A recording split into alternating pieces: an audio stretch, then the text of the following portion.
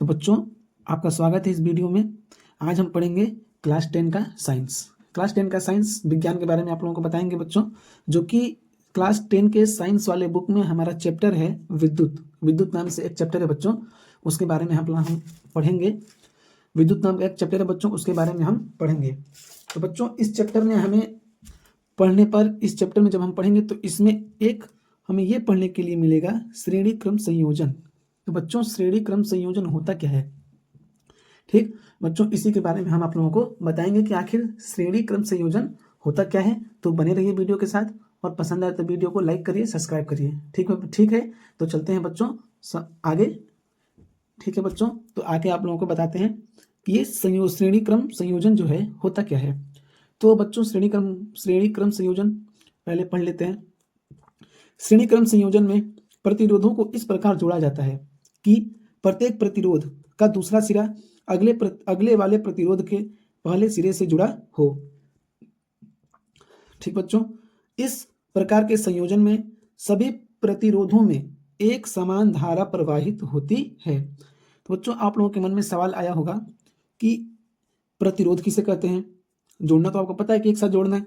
प्रतिरोध किसे कहते हैं, तो बच्चों हम आप लोगों को बताते हैं कि इसमें प्रतिरोध ऐसे बनता है। देखिए ये हमारा प्रतिरोध होगा, ठीक ना बच्चों, ये हमारा प्रतिरोध है, इसे प्रतिरोध बोलते हैं।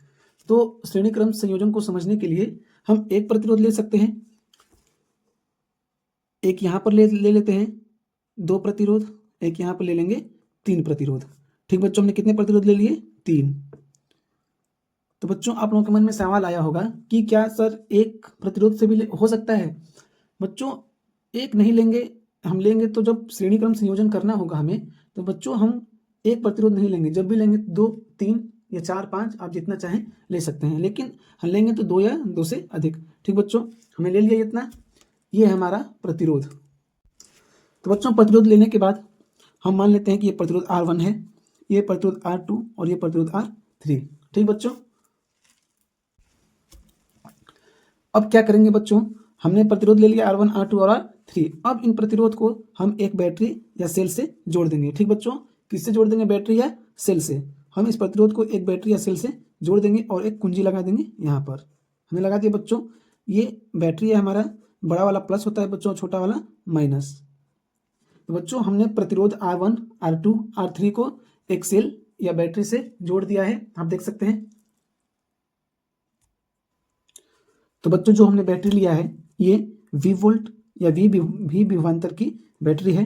ठीक बच्चों, इसे V से वोल्ट या विभवांतर भी कहते हैं। तो V विभवांतर वाली एक बैटरी हमने ले लिया बच्चों, जिसमें एक कुंजी लगा दिया है और हमने कुंजी को दबाएंगे तो इसमें धारा प्रवाहित होने लगेगी बच्चों। ठीक, इसमें धारा प्रवाहित होने लगेगी।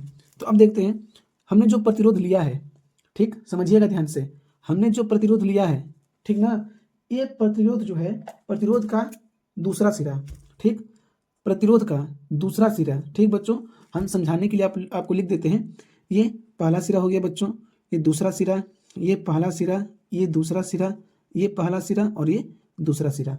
बच्चों हमने सिरा आप लोगों को लिख कर दिखा दिया है। अब देखते हैं जो बैटरी है बच्चों, इसमें धारा प्रवाहित होगी और इस प्रतिरोध से होते हुए धारा प्रवाहित होगी। तो पहले हम देख लेते हैं बच्चों कि जो प्रतिरोध है किस तरीके से जोड़ा गया है। ठीक, तो हम देखते हैं बच्चों जो प्रतिरोध हमारा जोड़ा गया है, ध्यान से देखिए कि जो पहला प्रतिरोध है R1, पहले प्रतिरोध के दूसरे सिरे को, ठीक बच्चों ध्यान से देखिएगा, पहले प्रतिरोध के दूसरे सिरे को दूसरे प्रतिरोध के पहले सिरे से जोड़ा गया है। ठीक बच्चों ध्यान से देखिए, जो पहला प्रतिरोध है हमारा, इसमें 2 सिराएं हैं, एक ये और एक ये पहला सिरा है और ये दूसरा। इसी प्रकार बच्चों ये हमारा दूसरा प्रतिरोध है, दूसरे प्रतिरोध में भी ये पहला सिरा और ये दूसरा सिरा।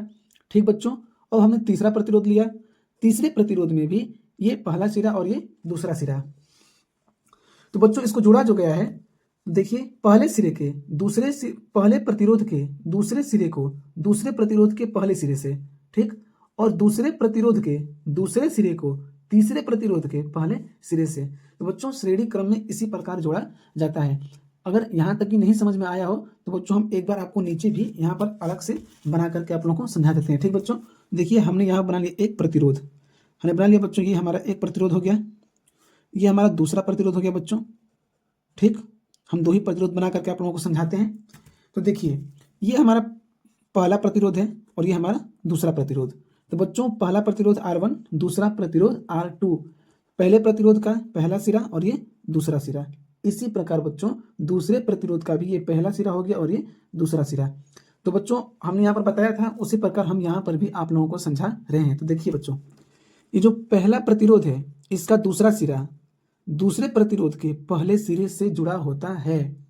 यही श्रेणी क्रम का नियम है बच्चों। ठीक, हम यहाँ पर आप लोगों को समझा देते हैं कि श्रेणी क्रम में जब जोड़ते हैं तो पहले प्रतिरोध के दूसरे सिरे को दूसरे प्रतिरोध के पहले सिरे से जोड़ा जाता है।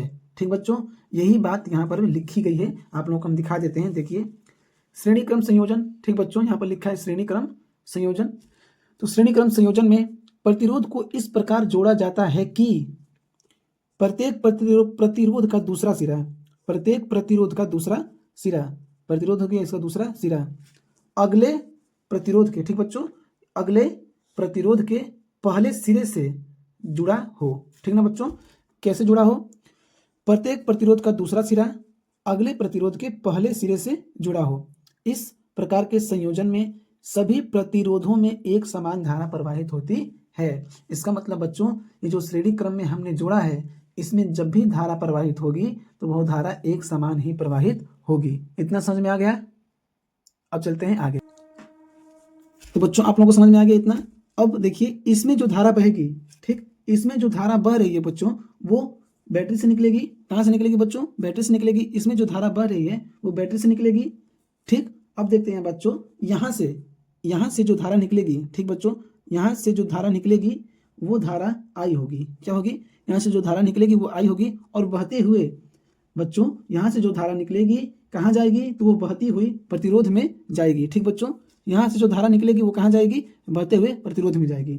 प्रतिरोध में जब जाएगी बच्चों, यानी R1 में।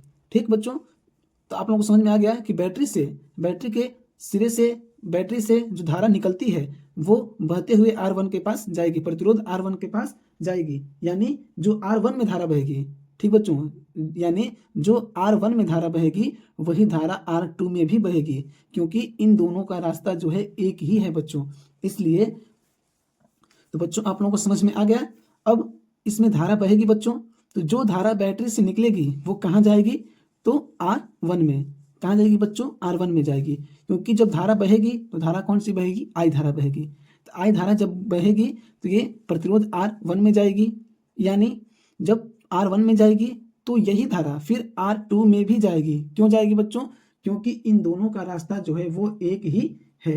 इसलिए बच्चों जो धारा R1 में बहेगी वही धारा R2 में भी बहेगी, और वही धारा R3 में भी, क्योंकि इन तीनों का रास्ता जो है बच्चों वो एक ही है। ठीक बच्चों, इतना आया समझ में? अब यही बात यहाँ पर लिखा गया है। देखिए, इस प्रकार के संयोजन में सभी प्रतिरोध में एक समान धारा प्रवाहित होती है। कैसी धारा? एक समान। क्यों एक समान धारा प्रवाहित होगी बच्चों? क्योंकि जो धारा निकल रही है बैटरी से वो R1 में जाएगी, R2 में जाएगी, R3 में जाएगी, इसलिए जाएगी एक समान, क्योंकि इसका रास्ता जो है एक ही है। ठीक बच्चों, ये इसलिए एक समान धारा होगी क्योंकि इन तीनों का रास्ता एक ही है, इसलिए इसमें जो इस प्रतिरोध में जो धारा बहेगी वो एक समान धारा प्रवाहित होगी। इतना आगे बच्चों समझ में? अब हम करते हैं बच्चों, लिख लेते हैं आप, निगमन करने पर। इसका निगमन करते हैं बच्चों, मतलब हम निगमन करने का अर्थ है बच्चों कि हम इससे सूत्र प्राप्त करेंगे, जो सूत्र हमारा होता है प्रतिरोध निकालने का। ठीक बच्चों, जो प्रतिरोध निकालने का सूत्र होगा अब हम उसको प्राप्त करेंगे। इतना आगे बच्चों समझ में? तो जो कार्य हमने यहाँ पर किया है बच्चों, उसी को हम यहाँ पर लिख करके आप लोगों को दिखाएंगे। क्या करेंगे बच्चों? जो कार्य हम लोगों ने किया है, अभी आप लोगों को चित्र में बनाकर दिखाए हैं, इसी को हम यहाँ पर आप लोगों को लिखकर दिखाएंगे। तो लिखते हैं बच्चों, देखिए हम लिखेंगे, माना, क्या लिखेंगे बच्चों? माना 3 प्रतिरोध, कितने प्रतिरोध हैं बच्चों? 3।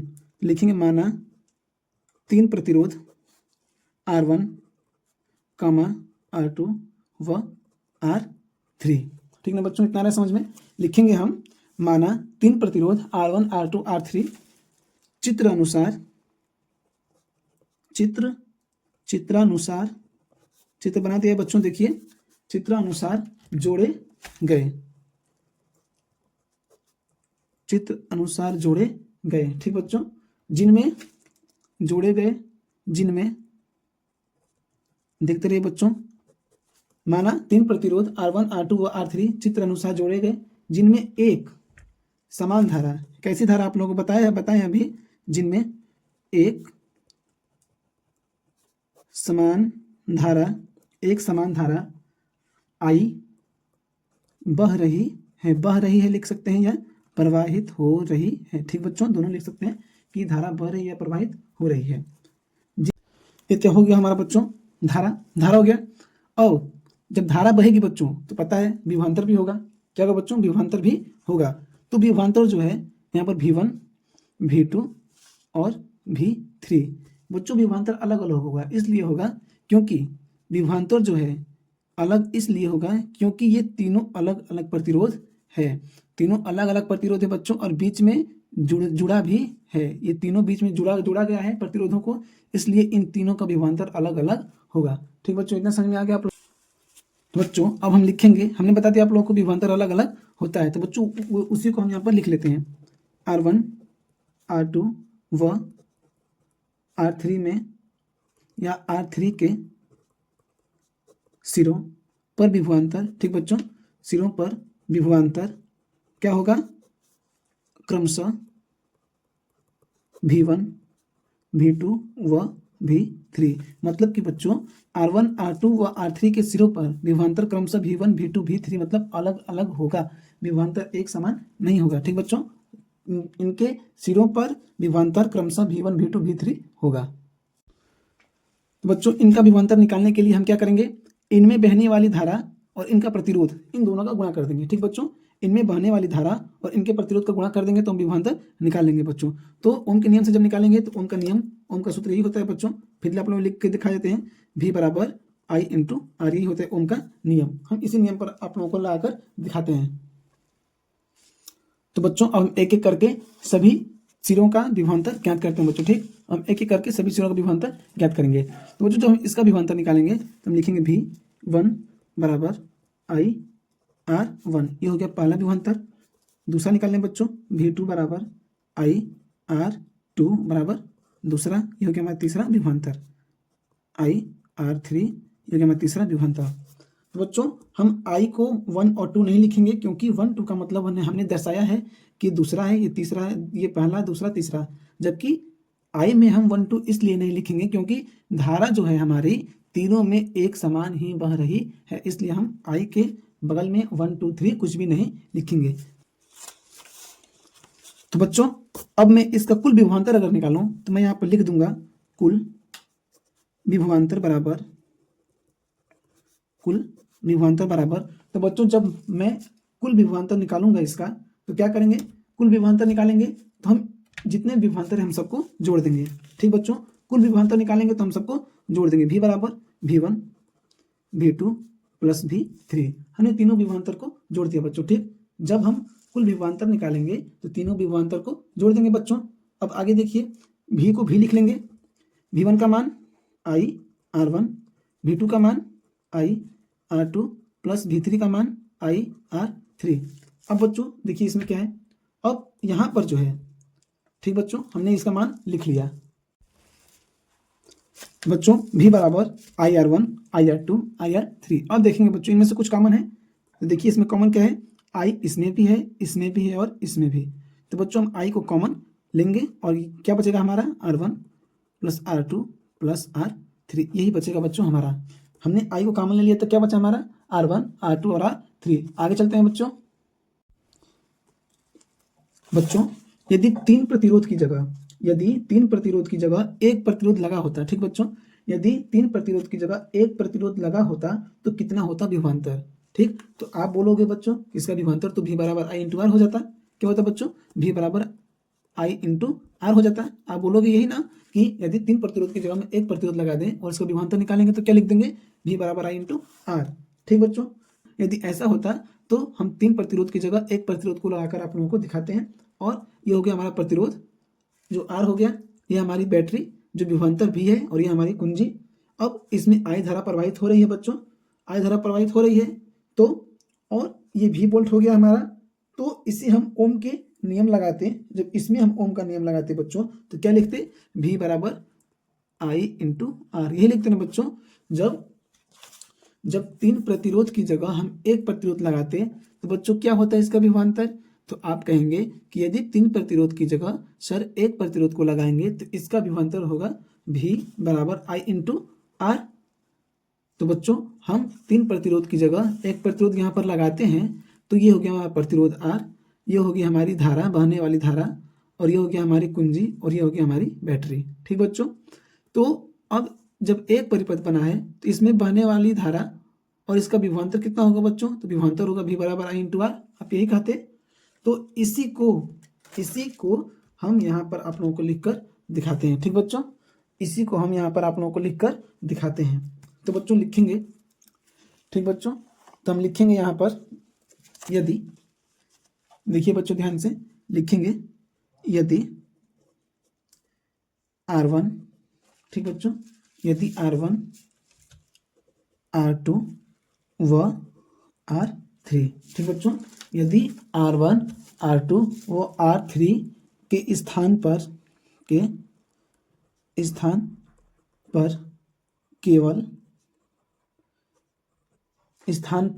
केवल R हो तो, केवल R हो तो, इसका मतलब बच्चों कि यदि R1 R2 व R3, मतलब कि R1 R2 R3 जहाँ 3 प्रतिरोध हैं उसके स्थान पर केवल एक प्रतिरोध R हो तो, ठीक बच्चों समझ में आ रहा है ना, उसके स्थान पर केवल एक प्रतिरोध R हो तो तब विभवांतर जो होगा V बराबर I इंटू आर होगा।